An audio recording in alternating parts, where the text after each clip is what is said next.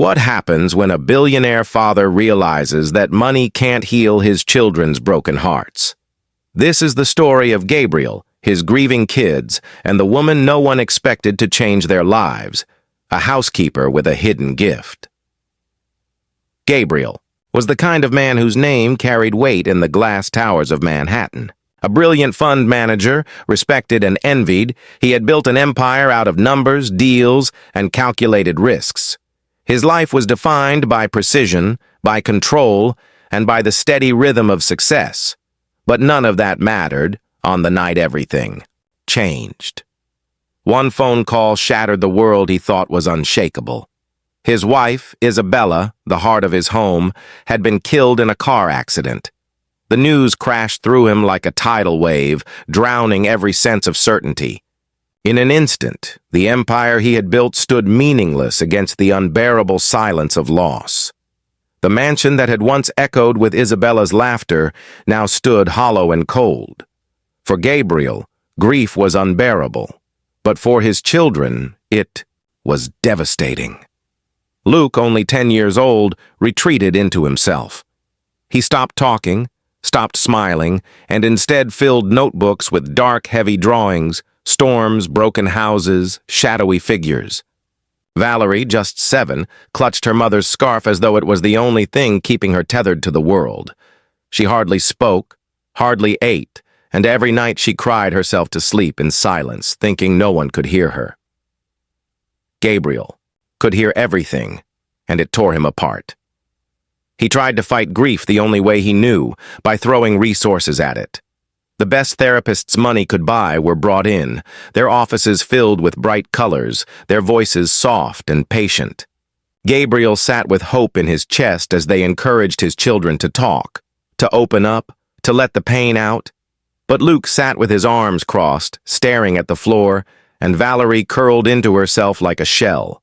Therapy sessions ended with polite words and professional reassurances, but inside Gabriel knew nothing was working. He tried toys, gadgets, and grand gestures. Trucks, dolls, the newest video games, anything he thought might spark a smile. The playroom overflowed with things, but the children barely touched them. They sat unused, a quiet museum of Gabriel's desperation. Tutors came next, well paid. Professionals meant to distract the children with learning, art, or music. But their lessons fell flat against the wall of silence the children had built around themselves. It was as if Isabella's absence had sealed away the joy of their childhood, locking it behind a door no amount of money could open. At night, Gabriel walked the halls of his mansion, his footsteps echoing against marble and silence. The house was immaculate, luxurious, a palace built on his success. But each room felt like a cavern, empty and cold. He would pause at the doorway of Luke's room, watching his son curl under the blanket, eyes open, staring into the darkness. He would linger outside Valerie's room, hearing her muffled sobs as she pressed her mother's scarf against her face. Each sound was a knife, a reminder that despite all his wealth, he was powerless to heal the people who needed him most. Friends and colleagues told him time would help. They said children were resilient, that they would bounce back, that life would eventually fill in the cracks. But Gabriel wasn't convinced. He had always believed problems could be solved with the right strategy, the right effort, the right investment. This time, no matter how much he spent, no matter how hard he tried, the cracks only deepened. And for the first time in his life, Gabriel faced something he could not control. His grief took on a strange shape. Anger at the unfairness of it all, guilt for being unable to protect his children from their pain, and fear that he was losing them day by day. He would sit at the edge of his bed late at night, head in his hands, staring at the photograph of Isabella on the nightstand. In her smile, he saw warmth, ease, and love. Qualities that had always come naturally to her, and which he now realized he had no idea how to replicate. She had been the soul of the family, the one who brought light into every corner of their home. Without her, Gabriel felt like a king ruling over ashes. The days turned into weeks, the weeks into months, and the silence in the mansion only grew louder. Meals were eaten quietly, the clink of silverware against china the only sound at the table.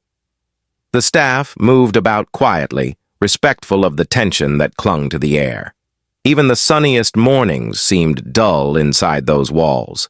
The house, for all its grandeur, felt less like a home and more like a tomb. Gabriel often found himself standing in the living room, staring out at the city skyline, the same view he had once admired with pride. Now it mocked him. Out there, life bustled forward. Deals were made, fortunes shifted, people laughed, lived, loved. But inside his walls, time seemed frozen in grief. He had wealth, he had power, he had everything the world claimed a man could want. And yet, the one thing he needed most, healing for his children, peace for his family, remained out of reach. The mansion was full of wealth, but not of warmth. And Gabriel, for the first time, realized that all his success had left him powerless against the only battle that truly mattered, the one for his children's hearts. Elena entered the mansion quietly, almost unnoticed, carrying with her the presence of someone used to blending into the background. She had been hired as a cleaning lady, someone to manage the endless tasks of keeping a house so vast in order, and for Gabriel, she was little more than a necessity. He didn't ask about her past or her life, only that she keep the marble floors gleaming and the crystal dust-free. To him, she was another employee in a long list of staff, and in those first days he hardly looked at her at all. His world was consumed with sorrow, with business calls he could barely focus on, and with the heavy silence of his children. He didn't notice the way Elena paused as she passed by Luke's room, or how her eyes softened when she saw Valerie clutching her mother's scarf. But Elena noticed everything. Luke's drawings were the first thing that caught her attention. She found sheets scattered across the floor, filled with dark clouds, jagged lightning bolts, and stormy seas. The images told a story no words could capture. The boy wasn't drawing superheroes or playful animals like children his age. He was sketching the inside of his grief. Elena had been around children long enough to recognize the language of silence, the way pain could pour itself onto paper when words refused to come. She didn't say anything to him, didn't intrude, just quietly picked up the drawings, stacked them neatly, and left them where he would see they had been cared for. Valerie was different. Elena would find her in corners of the house, curled, up with her mother's scarf pressed to her face. Sometimes her small shoulders shook as she cried. Other times she simply sat still, eyes closed, as if willing her mother's scent to remain. Elena never interrupted. She knew there were moments when comfort didn't come from words, but from being allowed the dignity of grief. She would pass by softly, sometimes leaving a folded blanket nearby, sometimes placing a glass of warm milk within reach, and then moving on as if she had never been there. Days passed this way, Elena quietly watching, quietly caring. She did not try to play the role of therapist or intruder. Instead, she listened with her presence, with her silence. She saw what the expensive doctors could not, that the children didn't need another stranger asking questions or another well-meaning adult trying to pull the pain out of them. They needed something familiar, something safe, something that reminded them of love without demanding they talk about it. The turning point came in the kitchen. Elena had always believed that food carried memory, that recipes were more than instructions. They were pieces of the people who had once prepared them. One evening, as she organized the pantry, she stumbled upon a small wooden box tucked in the corner. Inside were recipe cards, written in Isabella's delicate handwriting, edges worn from use. Elena held them gently, understanding immediately that these were not just recipes, but fragments of a mother's love. She hesitated, then placed the box on the counter, knowing instinctively that it belonged in the light, not hidden away. The next afternoon, when she found Valerie sitting quietly by the window, Elena didn't ask her to talk. Instead, she softly said, "Do you know how your mother used to make chocolate cake?" Valerie's head lifted, eyes wide with surprise. Elena opened the recipe box and slid out the worn card, laying it gently on the counter. "It says 2 cups of flour. Would you like to measure it with me?" There was no pressure in her voice, only an invitation. Valerie blinked, hesitant at first, but something in the words, something in the memory of her mother's handwriting drew her in. She nodded slowly. In the kitchen, for the first time in months, Valerie's hands moved with purpose. She scooped flour. Her small fingers dusted white and stirred the mixture carefully. Luke appeared in the doorway, watching silently. Elena didn't call him over, didn't force him, but left space for him to decide. Eventually, curiosity brought him closer, and he leaned against the counter as Valerie cracked an egg with a small laugh at the mess it made. The sound was faint, but to Elena, it was the most beautiful sound she had heard in the house. A child's laugh breaking through the silence of grief. When the cake went into the oven, the smell began to spread through the mansion, rich and sweet, filling spaces that had long been empty. It was a scent that carried memory, a reminder of evenings when Isabella had filled the kitchen with warmth. Gabriel, returning from his office upstairs, stopped in the hallway, struck by the smell. For a moment he thought he was imagining it, that his mind was playing tricks on him. He stepped into the kitchen to find his children dusted with flour. Valerie smiling as she licked chocolate from her fingers, Luke watching with quiet curiosity, and Elena standing calmly by the counter, her eyes soft with understanding.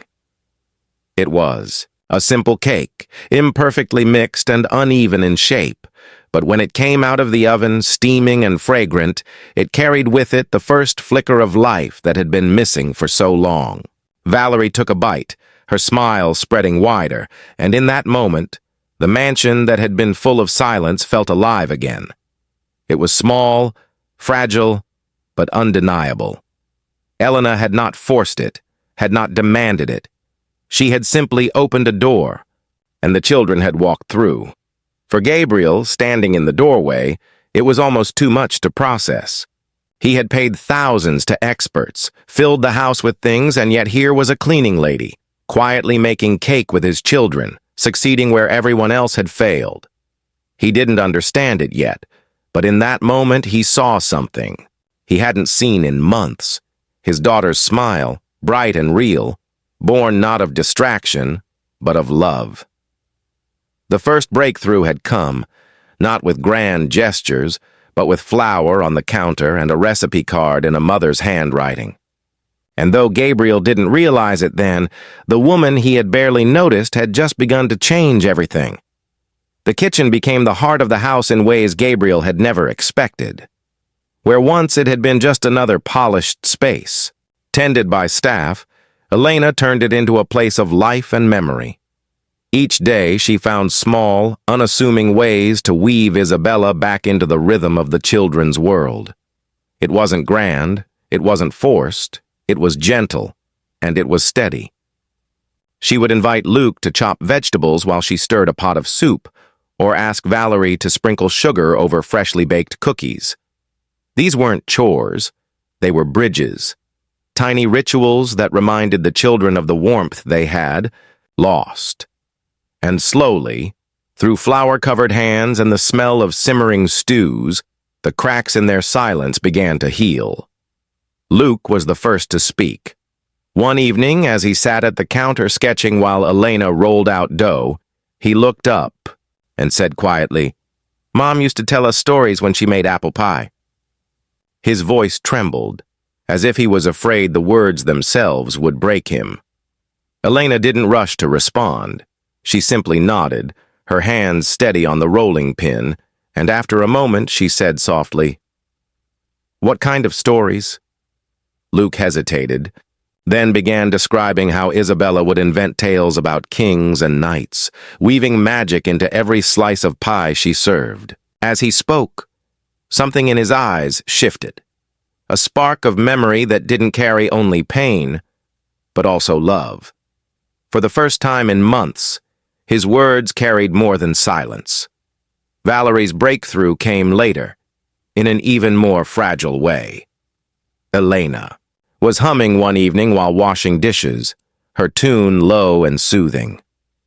Valerie froze, the scarf still clutched in her small hands, and whispered, "That sounds like what Mama used to sing."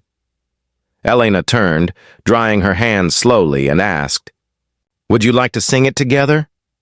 Valerie's eyes filled with tears, but she nodded. Her voice was small at first, trembling, but then it grew stronger as the lullaby filled the kitchen. Luke lifted his head from his sketch, listening, and for a moment the air was thick with something that felt almost sacred. In the notes of that song, Isabella's presence seemed to return, and Valerie's tears turned into something softer, something healing. Gabriel, watching these moments from the edges, didn't know what to make of it. He had spent months hiring the most qualified professionals, investing money into solutions, and yet none had managed to reach his children the way this woman had. He struggled with doubt, even frustration. How could a housekeeper succeed where trained experts had failed? To his rational mind, it made no sense. He had built his entire life on the logic of effort and return, on measurable outcomes. But this was something intangible, something that could not be measured in charts or billed by the hour. It unsettled him as much as it moved him. Then came the moment that changed everything. It was a Saturday afternoon, the kind of day that used to be filled with Isabella's laughter and the children's games. Elena had suggested making pizza. From scratch, a messy hands-on process that demanded laughter more than precision. Luke rolled the dough clumsily, flour dusting his hair, while Valerie insisted on arranging the toppings in little patterns. When Elena pretended to frown at Luke's misshapen circle and then laughed, something broke open inside both children. Valerie burst into giggles. Luke chuckled despite himself, and soon both were laughing so hard tears rolled down their cheeks. The sound rang through the house, bright and unrestrained, carrying up the stairwell and into Gabriel's office where he sat staring at numbers he couldn't focus on. He froze, listening, hardly daring to breathe. For months he had walked through a house of silence, of muffled cries and empty rooms. And now there was laughter, alive and free. He followed the sound to the kitchen and stood in the doorway, stunned. His children were covered in flour, their cheeks pink with joy, their voices spilling over one another as they teased and played. Elena stood at the counter, her smile calm, her eyes shining with quiet satisfaction. For Gabriel, it was a revelation. The kitchen, once silent as a mausoleum, was alive again. The room where Isabella had once ruled with warmth had been revived. Not by therapists or tutors, but by this woman he had barely acknowledged. It was more than cooking, more than games. It was humanity being restored, his children being reminded not only of what they had lost, but of what still remained. Love, laughter, connection. He leaned against the doorway, his chest tightening with a mix of awe and guilt. He had underestimated Elena, dismissed her as someone who simply cleaned, someone who existed on the periphery of his world. Yet here she was, giving his children something he could not buy, something he could not even summon himself. She was giving them life again. In that moment, Gabriel realized the truth. Elena's gift wasn't in keeping his mansion spotless or his floors polished. Her gift was in seeing the invisible, in reaching into the quiet corners of grief and bringing light where there had been none. She wasn't just a housekeeper. She was a healer of hearts. And for the first time, Gabriel felt the stirrings of hope that maybe, just maybe, his family could find their way back to warmth.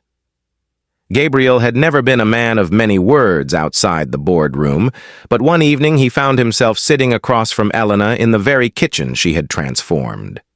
For a long time, he only stared at his hands, struggling to find the right way to say what had been weighing on him. Finally, he lifted his eyes and spoke with a quiet honesty that surprised even himself. He thanked her, not with the polished formality of a businessman, but with the vulnerable gratitude of a father. He told her that what she had given his children was something he could never repay. Security, wealth, education. He had tried to give them everything, but it had been Elena who gave them back their laughter, their voices, and the courage to live again. Then, in a moment that seemed almost uncharacteristic for him, Gabriel told her that she was no longer just staff in his house. She was family. Elena's eyes glistened, though she remained composed, her hands folded calmly in her lap. She had never expected gratitude, let alone such recognition, but she accepted it with quiet dignity. Gabriel went further, offering her not just employment, but security, a permanent place in his home, in his life, and in the lives of Luke and Valerie. It was more than a promise of stability. It was an acknowledgement of her worth. He was no longer blind to the fact that her presence had been the cornerstone of their healing. In time, Elena's own children began to visit the mansion. At first, there was hesitation, two worlds colliding, two families from very different walks of life. But children are often quicker than adults to see what truly matters. Luke, who had been so withdrawn, found companionship in playing games with Elena's son. Valerie, always clutching her mother's scarf, shared space at the table with Elena's daughter, their laughter echoing in a way that blurred the boundaries of difference. What began as visits slowly became routine, until it felt as though the mansion was no longer a place of echoes and absence, but a place filled with voices and warmth. Two families, once broken in different ways, found themselves blending together into something new. Out of this unexpected union, an idea was born. Gabriel, always the man of vision, suggested creating something larger out of what Elena had done for his children. Elena hesitated at first. She was a housekeeper, not an educator, not a professional in the way Gabriel defined success. But Gabriel reminded her of the truth. She had succeeded where experts had failed, and that gift deserved to be shared. Together, they began to shape the idea into reality. They called it Education with Heart, a program that reached into schools and communities, teaching that healing didn't always come from charts and clinical sessions, but from memory, rituals, and the simple act of cooking together. The program showed teachers and parents how to use stories, songs, and recipes to restore connection, to give children spaces where they felt seen and safe. It began quietly, with a few schools in the city, but the impact was undeniable. Children who had been withdrawn began to speak. Children who had carried heavy burdens found comfort in the rhythm of kneading dough or in the familiar taste of a recipe passed down through generations. The project grew not because of money, though Gabriel's resources helped, but because it spoke to something deeply human, something every culture, every family understood. The power of memory and presence.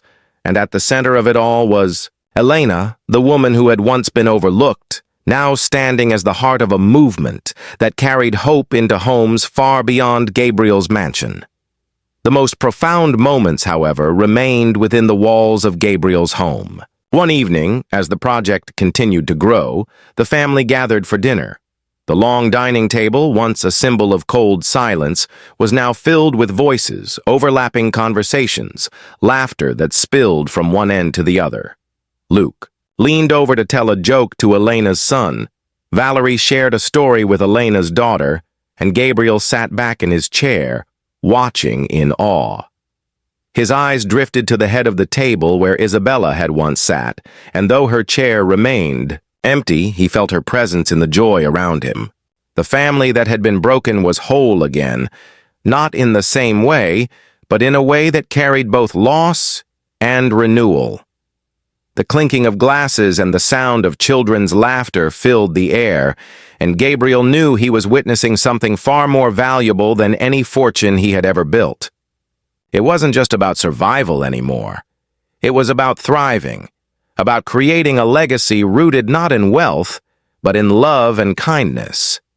He looked across at Elena, who smiled back at him with the quiet strength that had carried them all through the darkest days.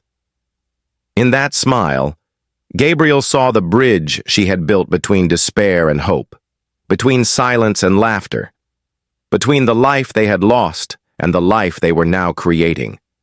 And so the mansion, once full of wealth but empty, of warmth, became something else entirely. It became a home again. The closing of that evening lingered in the narrator's voice. In a world where money built walls, kindness built bridges. And the moral of their story remained clear, simple, and unforgettable. Sometimes, the greatest teachers come disguised as the people we overlook.